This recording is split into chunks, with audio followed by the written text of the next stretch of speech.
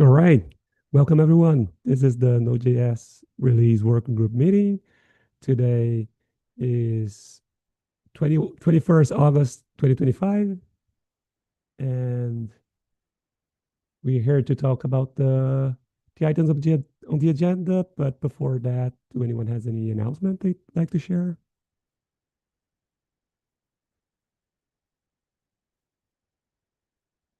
If not, I guess we can start here with this quick agenda we have here today.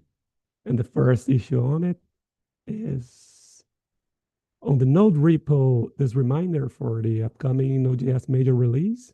We we need to find releasers that are interested in working on it. Marco, Richard, any of you have anything you'd like to share about this one?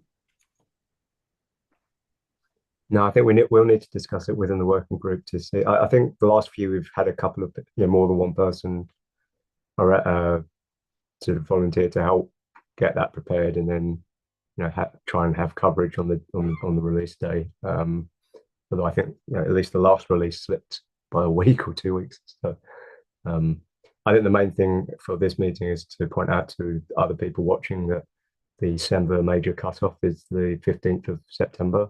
So not too long in terms of number of weeks left before the cutoff is reached. And we've tried to be much more strict over the last couple of releases about the actual cutoff thing to try and make it easier to prepare the releases. Yeah, good reminder. Less than a month left. Yeah. Yeah. So, yeah.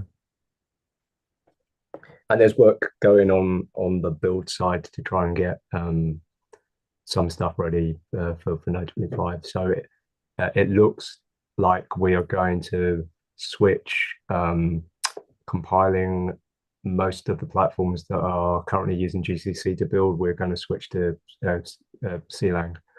And that's mainly because V8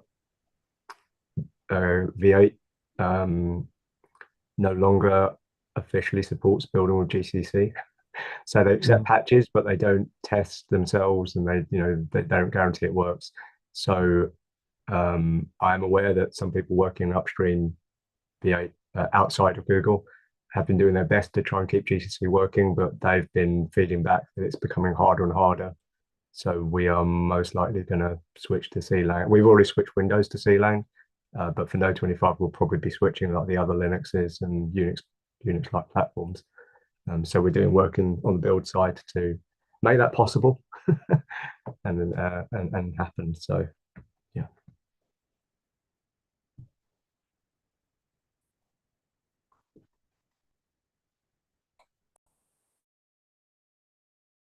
Okay, I'll try to take some notes of that. But we can move on then to the next item here on the agenda.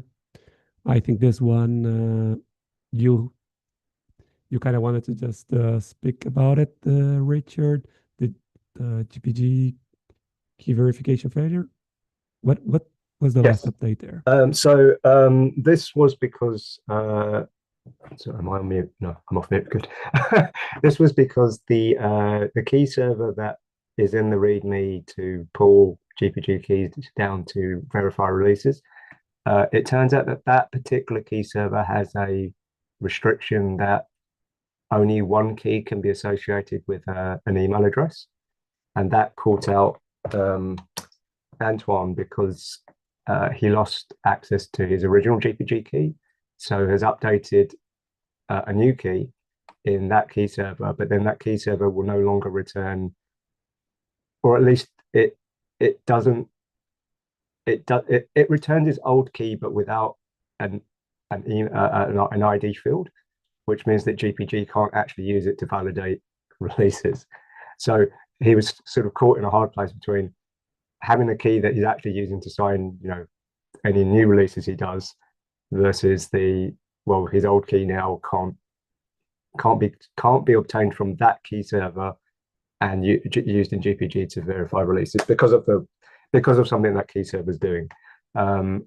Now, I think other key servers that we have been using are okay, but rather than try and take our luck on the key servers, um, we've accelerated. So there is a GitHub repo that we own called release keys, and we've been working towards having our keys in there and getting that to a state where people can use that to validate releases. And that has been accelerated. So now the README still points to the same key server, but it also mentions that you can use the keyring from our GitHub repository. And I think we're going to, well, we have a further discussion, but I think for now, the safest thing to do is make sure that the key repository that we maintain is kept up to date, and then I guess do a best effort on the public key servers that we list in the README and that people are likely to use. But that will have to be a best effort because it's beyond our, other than us uploading keys to that key server, it's beyond our control how those key servers actually operate. And in this case, that particular one having that restriction that you can only have one key associated with one email thing. That's unfortunate because it then means that if you do update your key, then your old key is no longer usable from that key server with GPG to validate releases. So yeah, I think for now our best option is to go for like the repository that we have control over as being the single source of truth, but then also trying to keep other key servers updated insofar as we upload our keys to there, but it may mean that you may not be able to validate old releases as keys get updated with those public key servers just due to the way that they're operating, which is beyond our control. Because effectively we have to make a decision in those cases where someone has more than one key, whether it's the old keys that are return something valid and then you can validate the old releases, or I think more useful is the new keys where you can then validate new releases as they're released. So yeah, I don't know if there's anything more to be done here unless it turns out that we need to work on the instructions more about validating releases to clarify things. But they have been updated, so people look at that and find that it's still not clear or have other suggestions. I guess open an issue or pull request and we'll review those. But yeah, I think for us, the only thing we really have control over is the key rings that we're now maintaining in the key repository. And it had been a long-term goal to set that up and have that be a source of truth, because we recognized that was the one thing that we could control as a working group. And then the key servers are like, yeah, it's kind of nice to have them because it gives people additional confidence, I guess, that if you put your keys in more than one location, you can check that they all agree and everything. So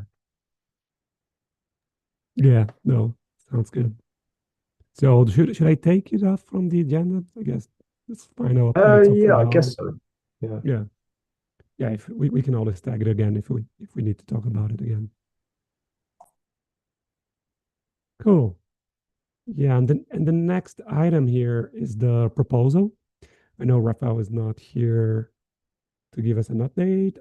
I know there were comments and like to use this space here to also call people to leave a comment there. Make sure you read the current proposal and try to leave your thoughts there. But Marco, Richard, do any of you wanted to do you have an update? Anything you would like to talk about this?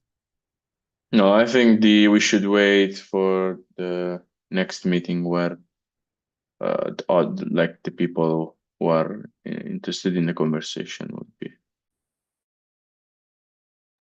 Yeah, I guess we also mentioned in the TSC meeting that one is weekly, so it might be a good opportunity to kind of keep discussing. But there were really no updates since last time, so I think we only discussed it a couple of times and we took it out of the TSC agenda for now. If we have updates in between now and the next release meeting, I guess we could also be discussing it in the TSC meeting.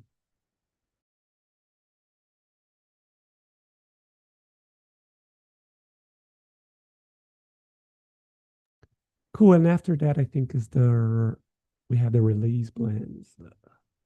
Let me see if I can share my screen here. It's always better when we can look at the GitHub issue. Let me see. Share. Is it this one? Let me know if you can see my browser. Yep, I can see that. Cool. Let's start with 24. And please feel free to jump in if any of you want to volunteer or something. But it looks like next week's release, for now, there's no volunteer. So if anyone wants to volunteer to work on 24, the current release.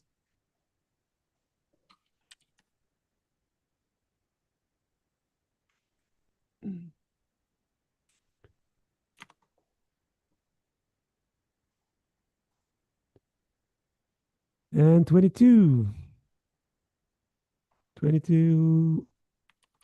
Antoine is scheduled to release next week, so that's great. I think And we just released 22.18. I don't think it was like at the beginning of the month. I think it was a bit later, but let me double. No, I think so. if the date here is correct, was the 31st. Yeah, no, I think we had a security release. Is that right? It's been a while. I think Yeah, we definitely had a release. I think I'm trying to remember if it was a. Oh yeah, no, the date is correct. Yeah, date's correct. Yeah, you can see it here looking at the block to confirm. Yeah. Oh no, it's okay. Yeah, that looks to be the last release of 22. Mm-hmm. Yeah, no, that's great. So yeah, Antoine is working on it for potentially next week. So we just need someone to the month of September, really. The next one, mid-September.